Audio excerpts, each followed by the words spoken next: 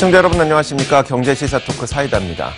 어제 언론을 통해서 전해진 내용을 보니까요. 블룸버그 통신에 따르면 전체 비트코인 가운데 40%를 1000명의 주식시장의 소위 큰손이라고 불릴 수 있는 이 비트코인의 고래 투자자들이 들고 있다고 합니다. 이 정도라면 이론적으로는 그들이 마음만 먹으면 시세 조정도 가능한 그 정도 규모란 얘기인데요. 하지만 비트코인이 왜 탄생을 했는지 그 배경을 살펴보면 금융위기 당시에 중앙은행이 자꾸 돈을 찍어내니까 직장인들 월급은 거의 변하지 않는데 돈으로 돈을 버는 돈 많은 자산가들만 돈을 벌더라는 거죠. 그러면 이 중앙은행의 역할을 어떻게 하면 없애볼까라는 취지에서 이 비트코인이 나오기도 했습니다. 하지만 지금 비트코인의 구조는 보면 누군가 마음만 먹으면 시세 조정이 가능한 구조라는 건데 그러면 비트코인이 원래 출발했었던 그 취지는 약간은 빛을 발한 모습이긴 합니다. 분명 블록체인 기술은요, 우리가 상상하지 못하는 부분까지 많은 부분을 변화시킬 것은 분명합니다만 지금의 비트코인 가격이 내가 혹할 만한 것인지에 대해서는 다시 한번 돌아볼 필요는 있을 것 같습니다. 자, 오늘 비트코인과 관련된 이야기 다시 한번 준비했습니다. 만나보시죠.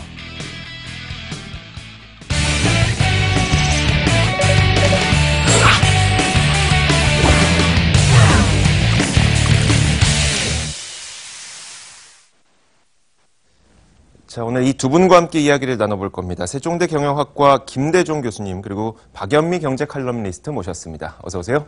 네. 자, 오늘 첫 번째 주제부터 만나보겠습니다. 화면으로 준비했습니다. 비트코인 금융 아니다. 일단 이게 정부의 공식적인 입장인 거죠.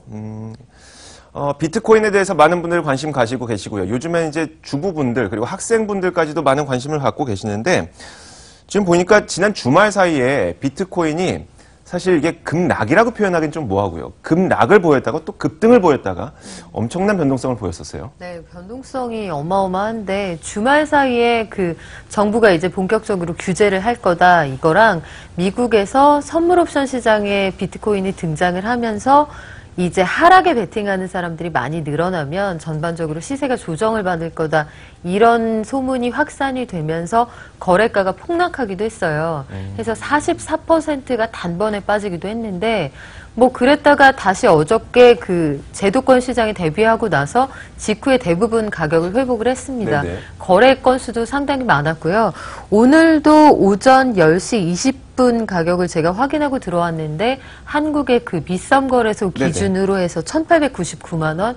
그러니까 급락했다가 어느 정도 다시 회복은 했는데 아직 2천만 원 선을 다시 회복하지는 못한 그런 상황입니다. 저희가 지난 시간에 비트코인에 대해서 전해드릴 때 그 방송 당시 가격이 2,499만 원을 찍었던 그 시간이었거든요. 그랬는데 지금은 방송 직전에 보니까 1,800만 원까지 네. 거의 600만 원 가량의 손해를 일단 보고 계시는 분도 분명히 존재하겠네요.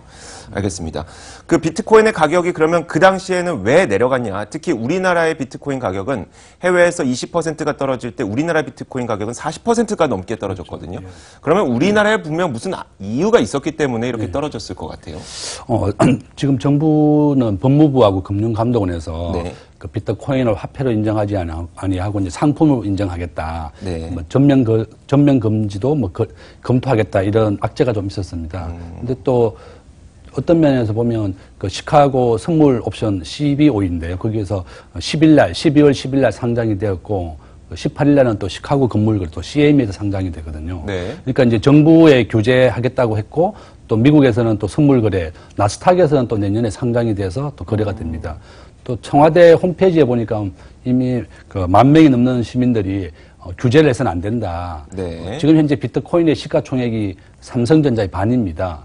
삼성전자가 500조 원이고 네. 비트코인의 시가총액이 250조 원이니까 또 정부가 일반적으로 막 규제만 해서는 또 바람직하지 아니하고 또 일부의 시각들은 그 4차 산업혁명에 가장 기반되는 기술이 블록체인하고 빅데이터입니다. 그래서 규제 일본대로 해서는 안 되고 그 조화를 이루어서 적정하게 좀 유지를 해주는 것도 좋은 방법이다.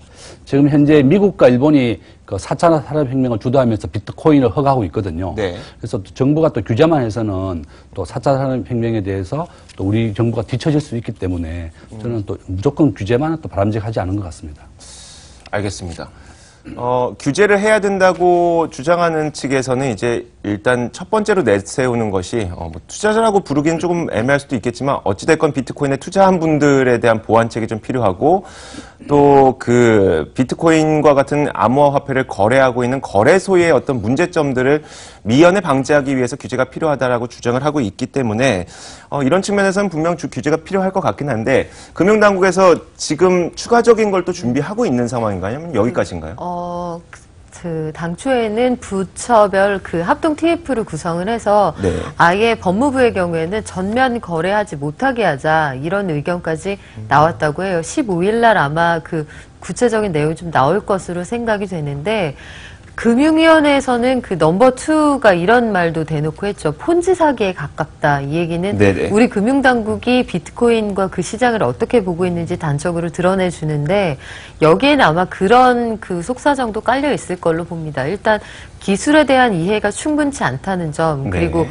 이걸 관리 감독하려면 이쪽도 공부를 많이 해야 될 거 아니에요. 네네. 그런 측면도 있고 또 기존의 거래시장, 증시 같은 것들은 정부가 주도해서 판을 만들어 놓은 시장인데 비트코인 시장에서는 뭐 거래 수입이랄지 아니면 그 시장의 논리랄지 이런 것들이 당국이 규제나 간섭을 통해서 끼어들 수 있는 여지가 사실 많지 않아요. 해외로 빠져나간 돈들도 많고요.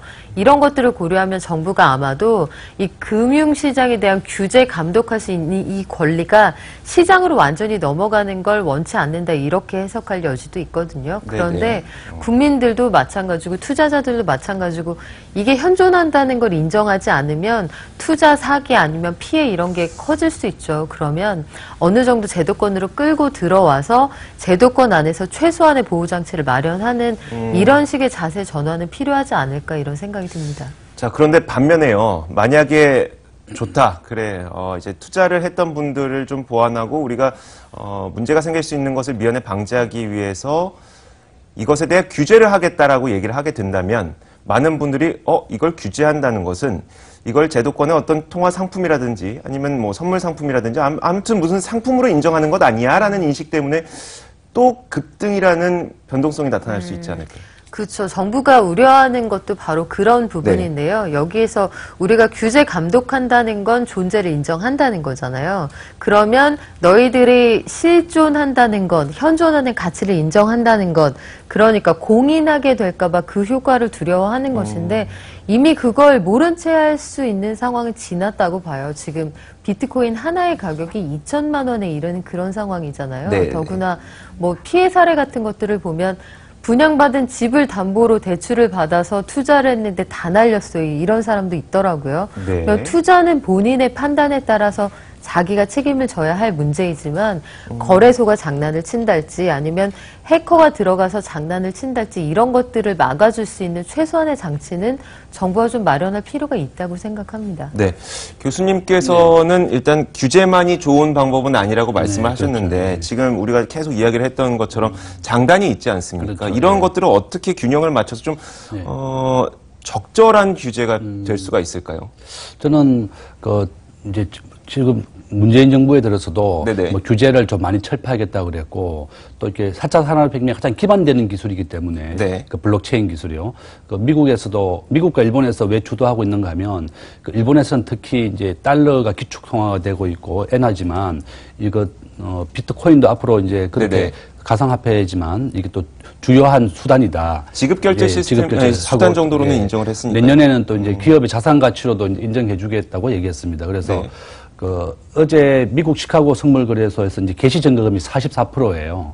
이제 네. 그다음에 이제 우리가 보통 금이나 은 같은 게 개시 증거금은 4%인데 이제 보전금을 많이 내는 거죠. 44%로 보전금을 내고 예를 들어 예. 비트코인 하나를 계약을 하고자 할 때 비트코인 1,000만 원이면 440만 원의 그렇죠. 증거금을 440만 갖고 원 있어야만 증거금. 투자가 그렇죠. 가능합니다. 맞습니다. 예. 네네. 그래서 이제 금은 같은 경우는 4%인데 네네. 한 10배 이상의 보전금을 내서 시작하게 했고 또 미국에서도 시카고 그 옵션 거래소에서도 가격이 1,900만 원 정도에 유치했기 때문에 한국과 비슷한 가격을 유치했습니다. 그래서 이제 앞에서 얘기한 것이 차익 거래라 그래서 아비트리지라고 부르는데요. 네네. 미국보다 한국의 그 고가입니다. 그래서 미국 거를 사서 한국에 팔면 또 그 차익을 벌기 때문에 네네. 이런 차익 거래도 있고 그래서 저는 이제 좋은 방법이 이게 시가총액이 벌써 뭐 250조 원이나 된 것을 정부가 이렇게 무시할 수는 없으니까 적절한 선에서 이제 안전장치라든지 뭐 도난의 위험 이런 걸 좀 보호하고 이게 지금 그 해킹이 됐다고 하는 것은 개인의 이제 분산 장비이기 때문에 네네. 그 10,000명이 넘는 사람들이 분산되어 있기 때문에 그 개인을 해킹할 수는 없고요. 거래소를 해킹하는 겁니다. 네네. 뭐 북한에서도 또 이 거래소를 해킹하겠다고 이렇게 공공연하게 얘기도 하고 있고 소문이 나 있기 때문에 그래서 정부는 이렇게 안전장치 뭐 이렇게 그런 보안 장비 이런 거를 좀 더 요구해서 그 개인의 투자자들을 보호하는 그런 쪽으로 가야지 무조건 규제하겠다 이런 것은 저는 바람직하지 않다 이렇게 생각합니다. 안전장치에 대한 대책만 내놓는다고 해서 그러면 비트코인을 무엇인가로 인정하는구나라고 인식하지는 않을 테니까 또 안전장치만 좀 보완하는 것도 좋은 방법이 될 수도 있을 것 같아요. 비트코인의 선물 거래가 이제 미국에서 시작이 됐는데 방금 말씀하셨던 것처럼 증거금은 44%가 필요하다고 합니다. 그 해외 선물 시장에서는 증거금의 규모를 사실 시기에 따라서 변하게 되는데요. 변동성이 크면 클수록 증거금을 좀 많이 받는데 44%의 증거금을 받는 상품은 저는 태어나서 한 번도 본 적이 없어요. 그만큼 변동성이 크다는 것을 본인들도 알고 있다는 거고. 일단 첫 번째 거래일의 반응이 어땠었어요? 첫 거래일 반응 괜찮았습니다. 그 전에 시장이 문을 열기 전에 그 전날 하루 동안의 가격은 급락에 가까울 정도로 가격이 조정을 받았는데 시장이 딱 열리자마자 한 1,900만 원에서 2,000만 원 사이대 가격을 다시 회복을 했거든요.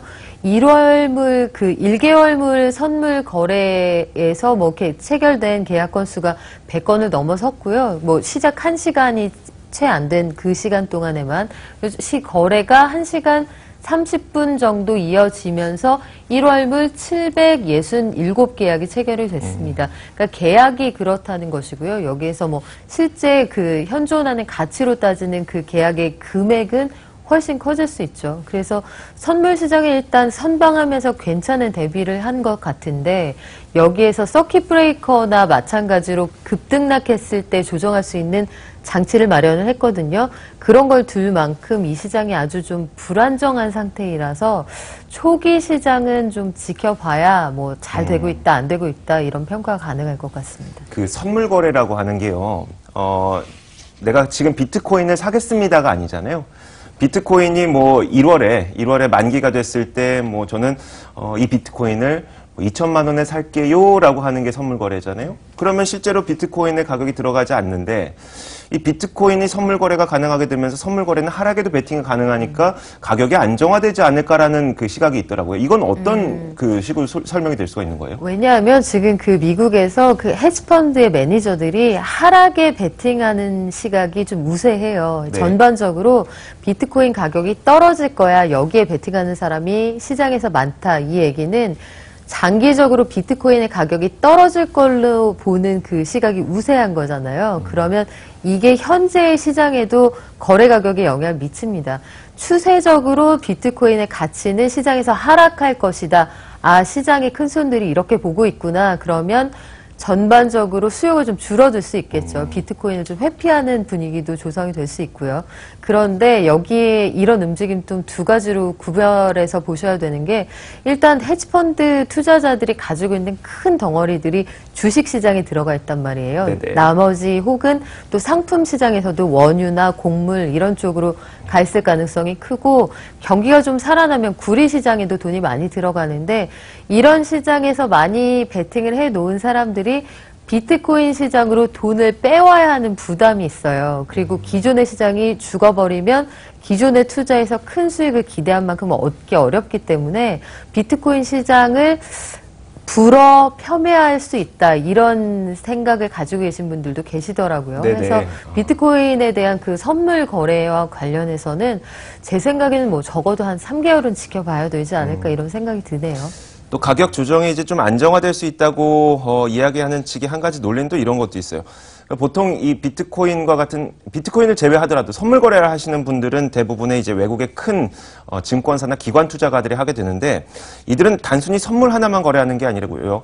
현선물 차익 거래를 하거든요. 현물이 올라갔을 때 현물을 샀다가 선물이 올라갔을 때 선물을 샀다가 이게 균형을 맞추게 되면서 가격을 안정시킨다는 논리도 있으니까요. 좀 시간이 지나면 진짜 비트코인 가격도 안정될 수 있을지는 우리가 알 수가 있겠죠.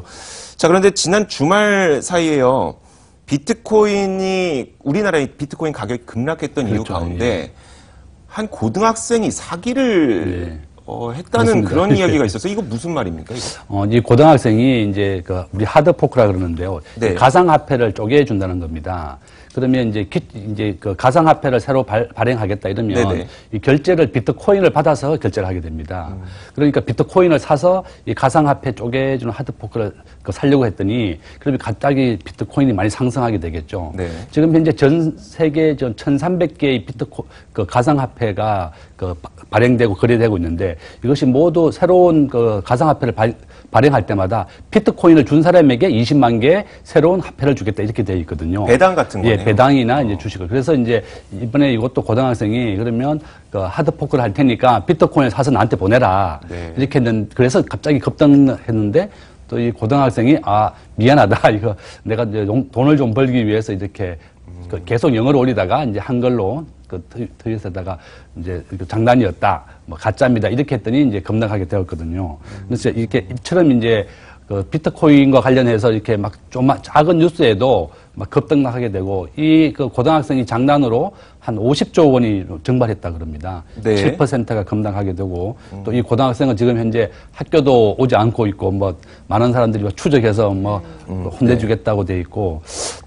저는 이 비트코인이 전체 총 발행 예정 금액이 2,100만 개인데요. 네네. 지금 현재까지 이미 80%가 채굴되어 있습니다. 네. 나머지 이제 20%만 앞으로 계속 채굴을 해서 이제 고객들이 그러니까 채굴기라고 하는 것을 계속 풀고 있죠. 이 채굴이 보통 이렇게 복잡한 수학 문제를 이렇게 컴퓨터가 풀어서 채굴하는 거거든요. 네네. 그래서 보통 과거에는 한 달에 한 20개까지 채굴됐는데 최근에 좀 들어보니까 한두 개 정도. 네. 일단은 한 개만 채굴해도 2천만 원이 넘으니까 이렇게 아까 얘기했던 폰지 사기 비슷하게 하지 않으면서 네네. 한다 이렇게 해서 사기가 발생하고 있는 게 그런 겁니다. 예. 고등학생이 남들 다 속일 만큼 영어 실력이 뛰어나다는 것도 참 놀랍긴 합니다만 여기에 속았다는 분들도 참 놀랍기도 하고요. 또 한 가지가 비트코인은 한정되어 있기 때문에 그 희소 가치 때문에 가격이 올라간다고 믿었던 분들도 많겠지만 이렇게 하드포크라는 개념을 사용해서 계속해서 생산이 된다면 이건 또 이게 과연 진짜 희소성이 있는 것인가에 대한 생각도 들고요. 여러 가지 좀 변형된 모양들도 나오고 이 변형된 모양이 나올 때마다 이것을 자기의 돈벌이로 악용하는 분들이 있기 때문에 참 말이 끊이지 않는 것이 또 가상화폐인 것 같긴 한데요. 그렇죠. 욕망을 먹고 사는 시장인 것 같아요. 네. 이와 굉장히 유사한 사례가 일제시대에도 있었습니다. 1896년에 우리나라 최초로 주식시장과 비슷한 형태의 쌀 선물시장이 인천에 문을 열어요. 인천 양곡거래소였는데 미두 투기 사건이라고 해서 여기에서도 이제 거래하고자 하는 전체 거래가의 한 10%를 증거금으로 걸고 통장을 개설을 네. 해서 쌀을 미리 사들이고 이런 일들이 있었는데 당시에도 시세를 소수가 조종하는 일이 벌어져요. 네네. 이게 왜냐면 국내 시장의 기준 가격을 오사카에 있는 양곡 선물거래 시장에서 그걸 기준으로 삼아서 가격을 정했는데 네. 거기 있는 상인 몇 명이 시세를 조정하고 나아가서는 국내에 있는 투자자들이 가격 정보를 먼저 알아내는 거죠. 네. 지금 비트코인 시장도 많이 가지고 있는 소수가 얼마든지 조종할 수 있는 상황이고 지금 이 고등학생의 사례는 해프닝이라기에는 50조 원이 증발했다 이런 얘기가 나오잖아요. 네네. 결국은 경찰에 신변 보호를 요청할 정도로 지금 위협을 받고 있는 상황인데 이런 상황들을 보면 이 시장이 결코 안정적이지는 않단 말이죠. 그런데 문제는 이조 앵커랑 우리 방송 시작하기 전에 얘기했지만 네. 주변에 나 이걸로 돈 벌었어 이런 사람들이 있어요. 네. 그게 문제인 거죠. 그래서 이제라도 들어가야 되나 말아야 되나 이걸 계속 고민하고 계실 텐데 투자 판단의 책임이 본인한테 있다는 거 항상 염두에 두셔야 됩니다. 네, 알겠습니다. 자, 이어서 다음 주제 준비했습니다. 비트코인에서 벗어나는 것은 아니고요. 비트코인과 관련된 블록체인 기술에 대해서 조금 더 자세하게 알아볼 겁니다. 만나보시죠. 블록체인의 힘. 사실 이 비트코인이 원래 관심을 받았던 데에는 블록체인이라는 기술 때문에 관심을 받기 시작했었는데 지금은 블록체인은 어디론가 뿅 사라졌고요. 비트코인만 관심을 받고 있습니다. 하지만 이 4차 산업혁명의 인프라 기술로 손꼽히는 게 바로 블록체인이거든요. 이 블록체인을 나름대로의 플랫폼, 그리고 나름대로의 네트워크, 혹은 나름대로의 거래 장부로 사용하려는 여러 가지 기술에 대한 도전이 있습니다. 이명재 기자가 정리해드리도록 하겠습니다. 블록체인이란 거래 내역 정보를 중앙 집중형 서버가 아닌 블록 단위로 분산 보관하는 기술을 말합니다. 이는 4차 산업혁명을 이끌 기반 기술로 크게 주목을 받고 있는데요. 거래 위변조와 해킹을 막고 신뢰성을 높이는 블록체인, 현재 어떻게 활용되고 있는지 한번 알아보겠습니다. 과학기술정보통신부가 최근 구축한 블록체인 기반 전력거래 플랫폼입니다.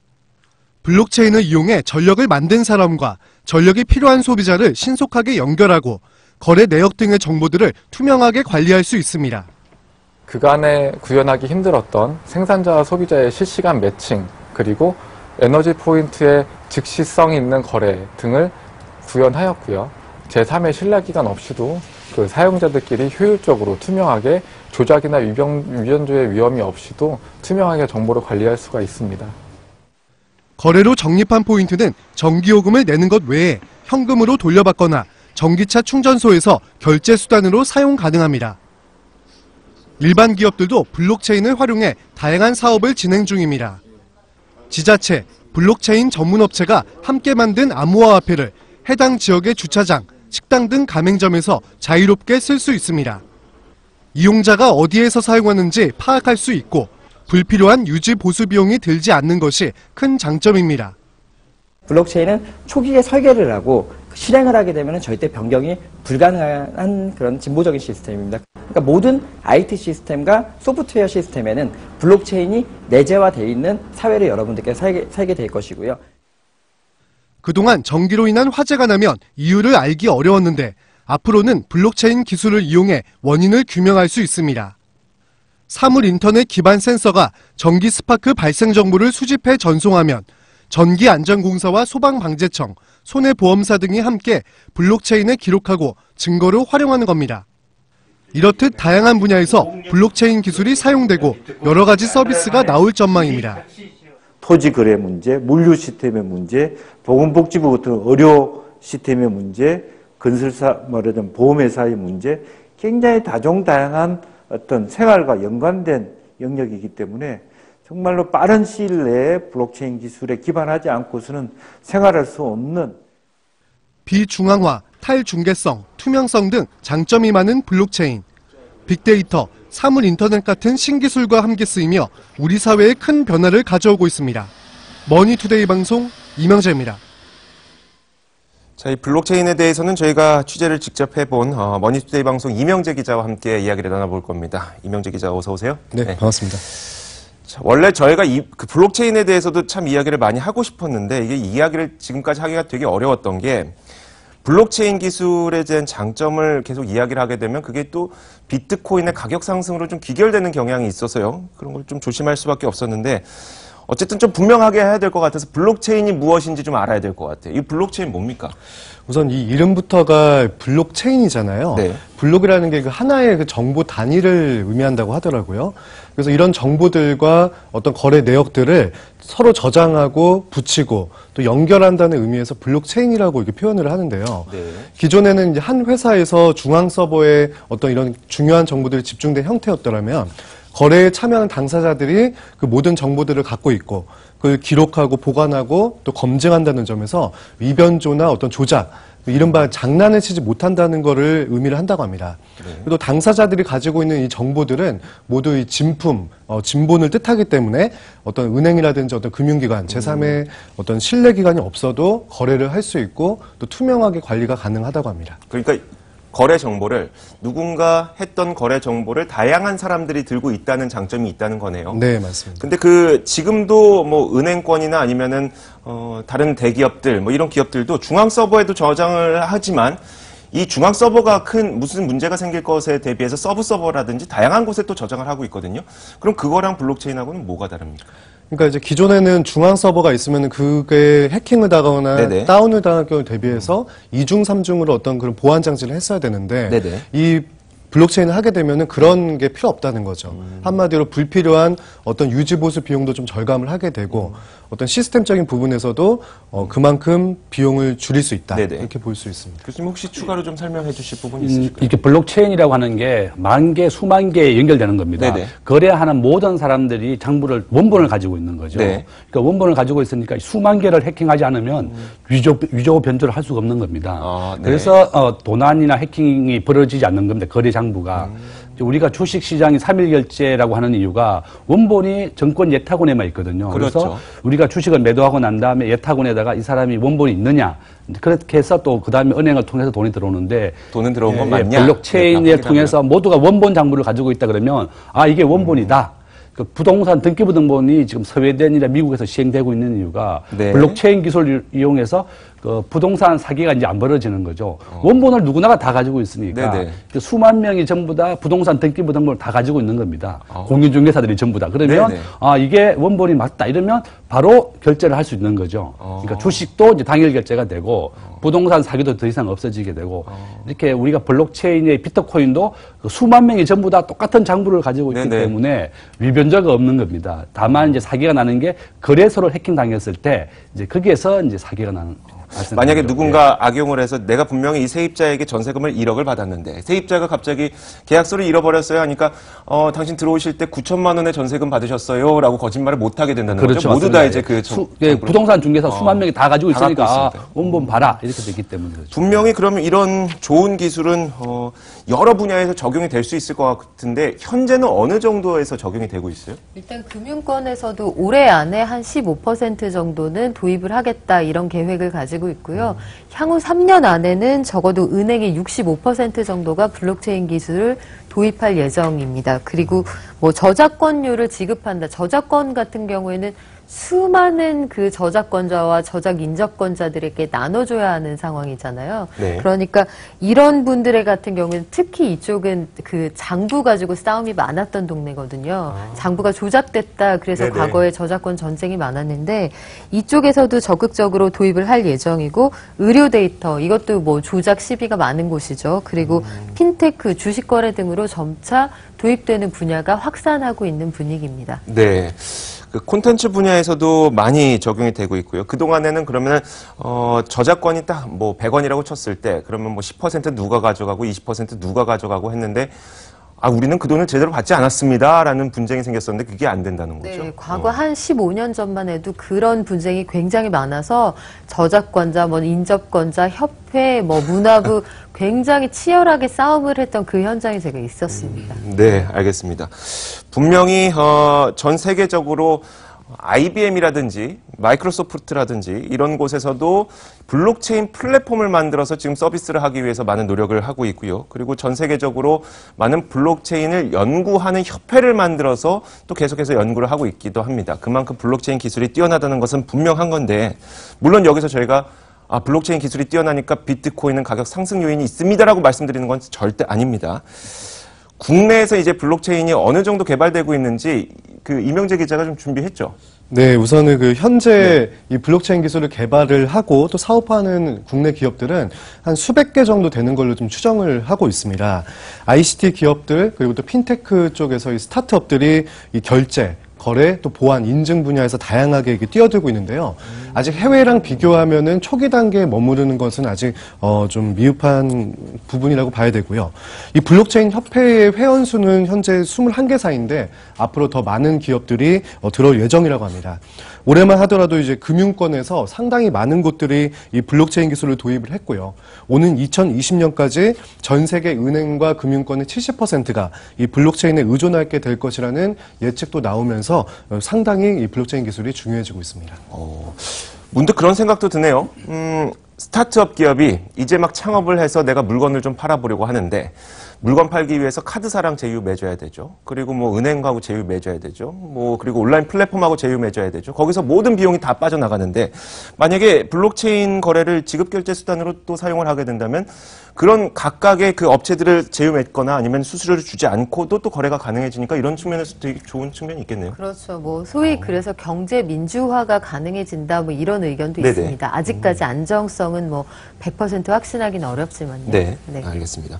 자, 그런데 사실 블록체인 기술은 사실 지급 결제와 관련돼서만 사용하고 있는 게 아니고요. 정부에서도 이 블록체인 기술을 이용하는 사례가 조금씩 늘고 있습니다. 조금 전에 저희가 리포트에서 봤던 게 전기 에너지를 직거래하는 서비스가 그렇죠. 나왔다고 하는데 이게 구체적으로 뭡니까? 우리 한국전력 밑에 발전사가 5개 있습니다. 네네. 뭐 한국수력발전, 뭐 동서발전 이렇게 있는데 과거에 우리 그 정부에서 김대중 대통령 시절에 그 발전 자회사를 민영화하려고 그랬거든요. 네. 지금은 한국전력이 공기업이지만 이제 민영화해서 상장을 하겠다고 했었는데 네. 민영화는 일단 뭐 추진되지 못했는데요.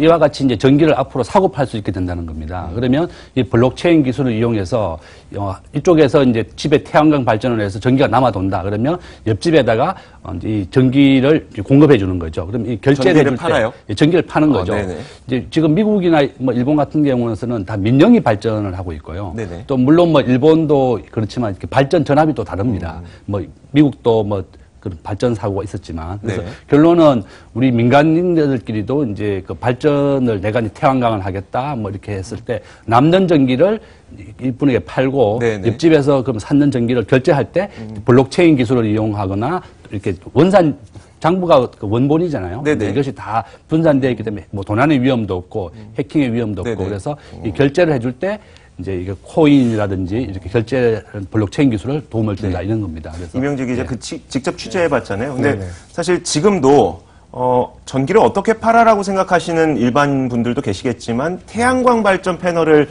집에 설치해두고 계시는 분들은 본인들이 전기를 만들어서 또 한전에 판매를 하기도 하잖아요. 그래서 네. 그분들에게는 익숙할 텐데 태양광 발전을 통해서 만든 전기를 파는 것과 그리고 지금 이웃끼리 전기를 파는 것과 지금 뭐가 다른 겁니까? 여기에 블록체인이 왜 들어가야 되는 거죠? 그러니까 이제 우선은 이 전력 거래를 할 수 있도록 블록체인 들어간 것만 하더라도 네네.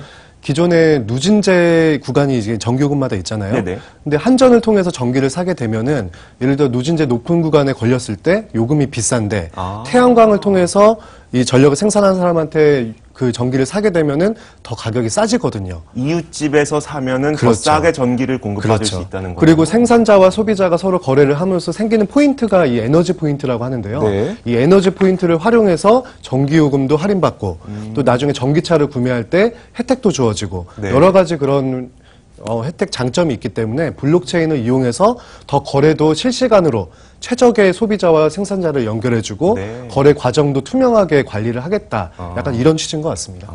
알겠습니다. 굳이 그 옆집에 찾아가서 전기 좀 남으세요라고 얘기할 필요도 없이 이제 시스템상에서 다 보이니까 모바일로 충분히 모바일로도 되니까 알겠습니다.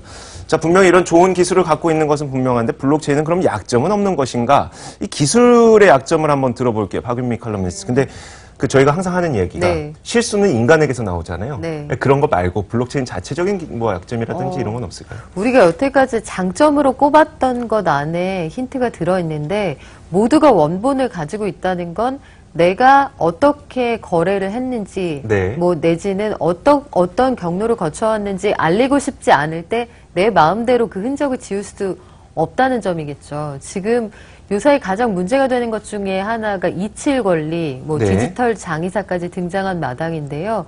내가 나의 흔적을 지우고 싶다 한들 모든 사람에게 장부가 있으면 이런 작업이 의미 없겠죠. 일일이 하나하나 다 지우지 않는 이상 이런 것들도 문제가 될 수도 있고 해킹에 대해서 안전하다와 중간에 매개체가 안전하지 않을 경우에는 모두가 한 번에 뚫릴 수 있다와 이 두 가지 의견이 엇갈린 상황이거든요. 네. 이것들 사이에서 과연 블록체인 기술의 보안이 어느 단계까지 와 있느냐 이건 사실 아무도 몰라요. 이 시스템이 완전히 큰 문제를 통해서 뭐 시스템이 완전히 무너지거나 아니면 네. 정말 전 세계가 깜짝 놀랄 그런 사건이 아직까지 벌어진 적이 없기 때문에 이 부분은 아직 그 확신하기는 좀 어려운 그렇죠. 단계가 아닌가 싶네요.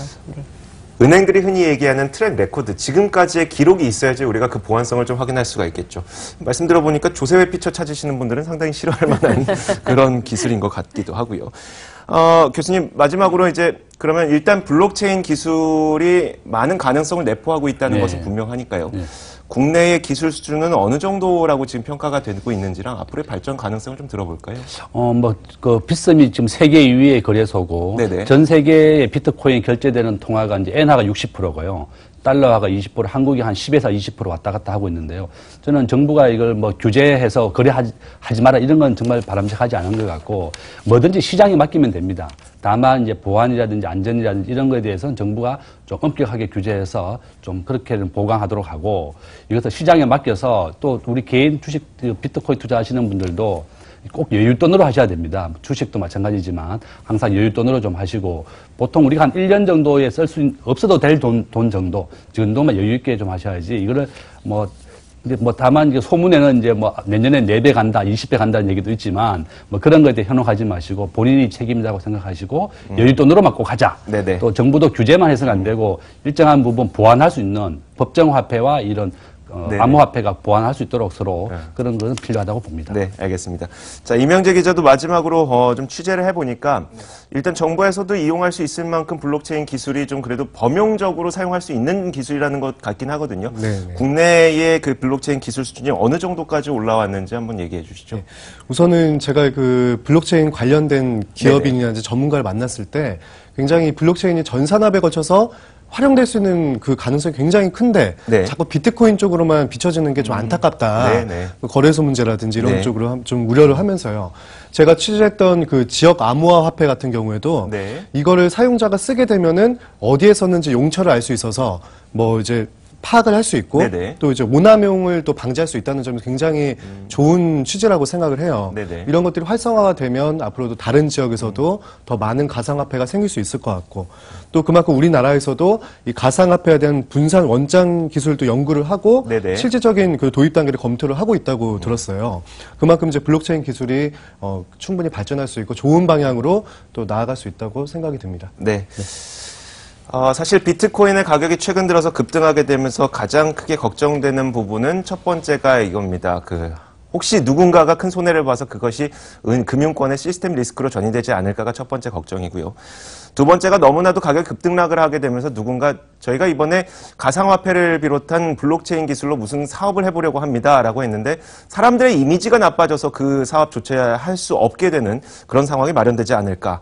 이런 것들 때문에 단순히 가격이 올라가는 것에 현혹되지 마시고요. 그렇다면 이 기술이 어떻게 사용될 수 있을 것인지에 대한 상상을 하시면서 그 돈을, 여러분들의 소중한 돈을 넣으시길 바라겠습니다. 자, 지금까지 이 세 분과 함께했습니다. 세종대 경영학과 김대중 교수 그리고 박연미 경제 칼럼니스트, 머니투데이 방송 이명재 기자와 함께했습니다. 오늘 말씀 고맙습니다. 자, 이어서 오늘의 이슈도 짚어드리도록 하겠습니다. 이슈 파노라마 함께하시죠.